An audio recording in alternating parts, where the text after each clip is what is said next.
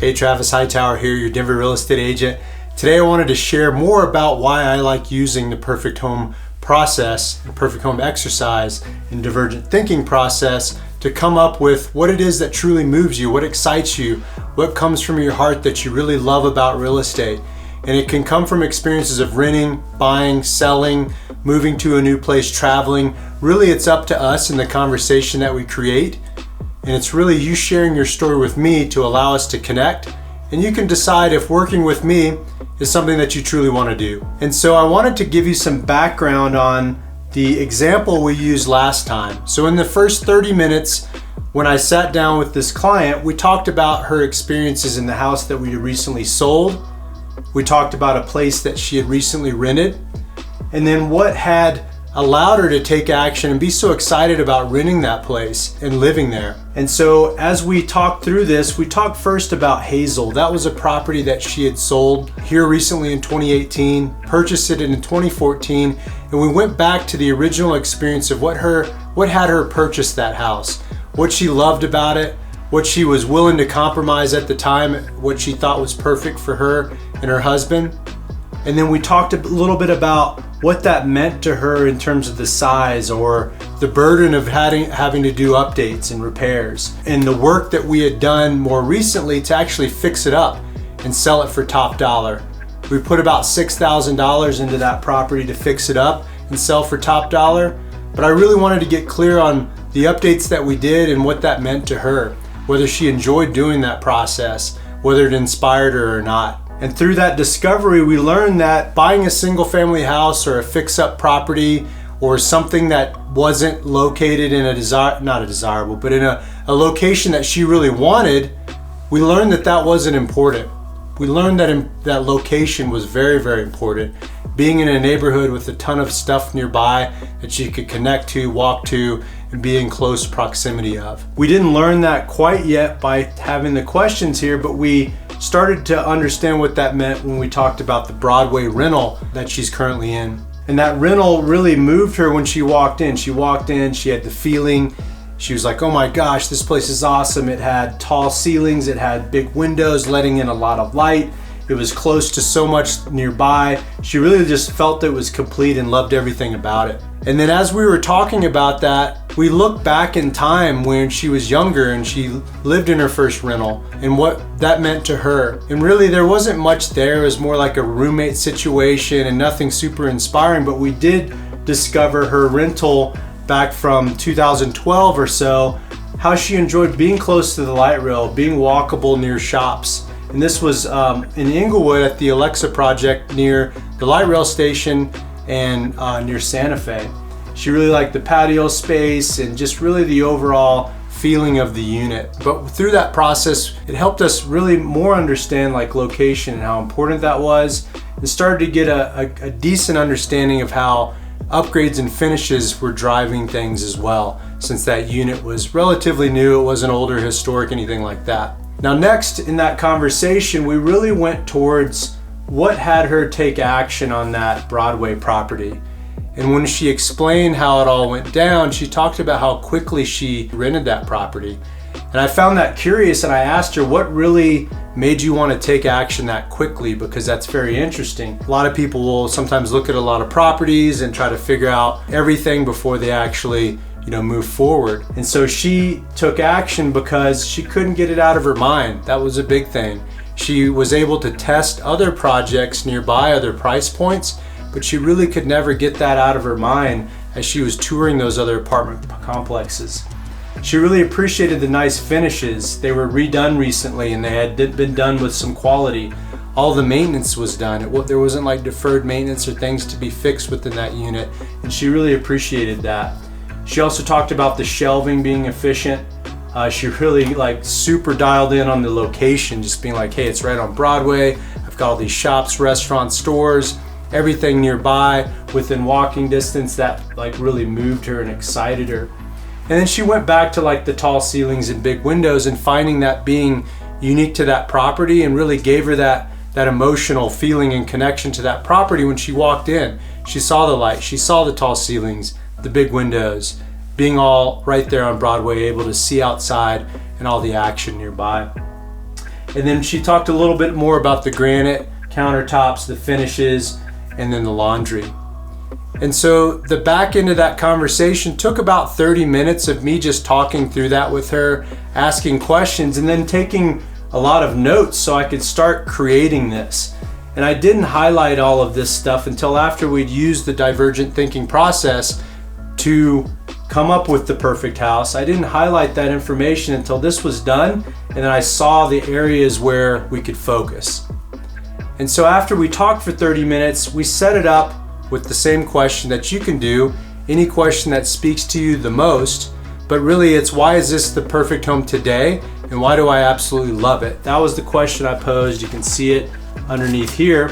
And then we pulled out the timer, put 4 minutes on, said go, and then both of us, the client and myself, both rapidly came up with as many ideas as we could that came from the conversation that we previously spoke about. And I did my notes in yellow, she did hers in green. And in the previous video, I talked about each one of these and what they meant. You know, talking a little bit about the tall ceilings, the big windows, the light, washer dryer, the gas stove, mostly hardwood, location, the detail behind that, and some other factors. But I wanted to just highlight that what emerged was, after we organized the themes, we realized location was number one. Through these conversations here, we also realized that how important layout and flow was, the actual unit. We made that number two. And number three was finishes, the level of finish. This wasn't as clear there, but it gave us something to go out into the marketplace and start testing. And as we led into this conversation as well, she had gone out and got a pre-approval and knew like what her max loan amount was, what she was qualified for, even the HOA payment that was going to be associated with this. So we quickly came up with some specs, like 2 bedroom, 2 bath, all the way down to 1 bedroom, 1 bath, no studios. We came up with specs on parking. We didn't really talk about square footage.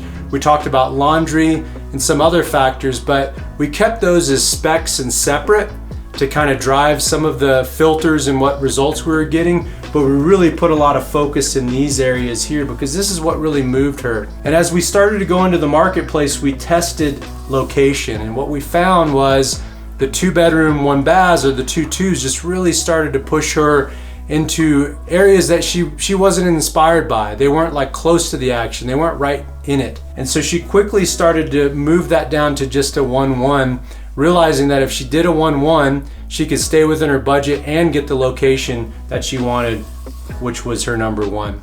And I say this because I want to display the relationship between square footage, beds, baths, price, and location.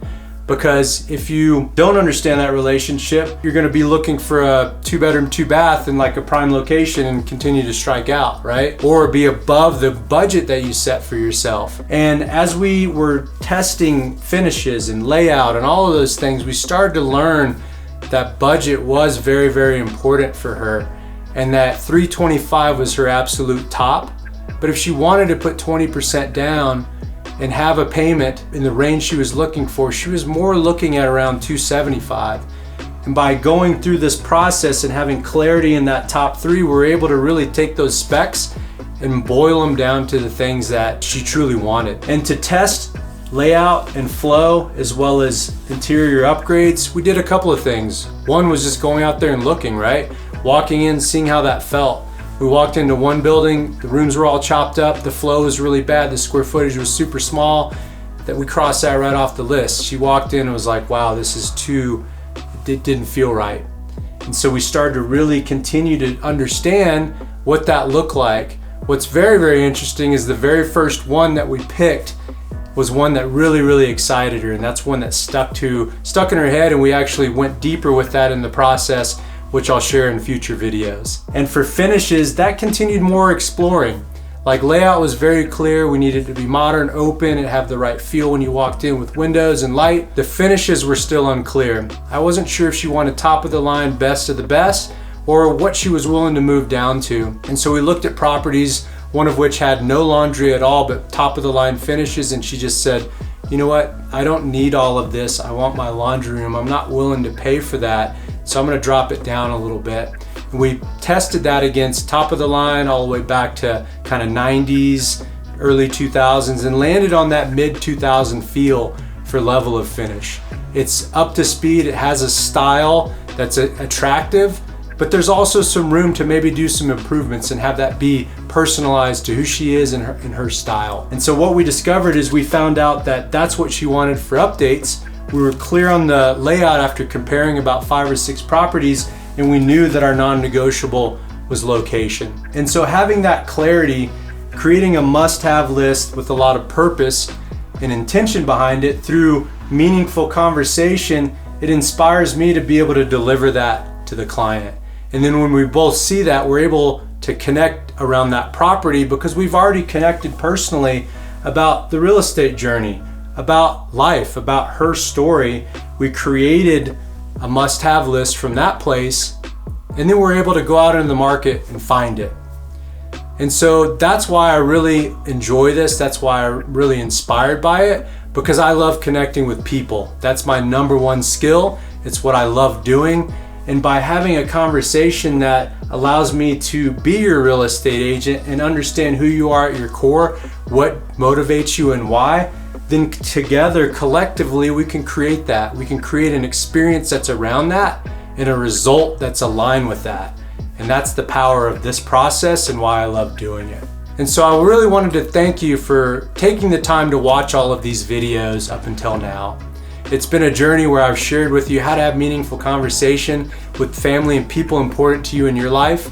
I showed you even how to do the divergent thinking process by posing a question and doing this with important people with you. I used a real life example to show you the back end of how I do it with the people that I work with. And I invite you to go out and continue to do this, explore just the conversation or even the exercise. Do it on your own. I think you'll learn a lot from it. But I also want to invite you to do it with me. I've done it for a long time. I've been selling real estate for many years, and this is something I take a lot of pride in and would really appreciate the opportunity to connect with you and be able to do this and come up with some possibilities. So thanks for taking the time to watch all of this.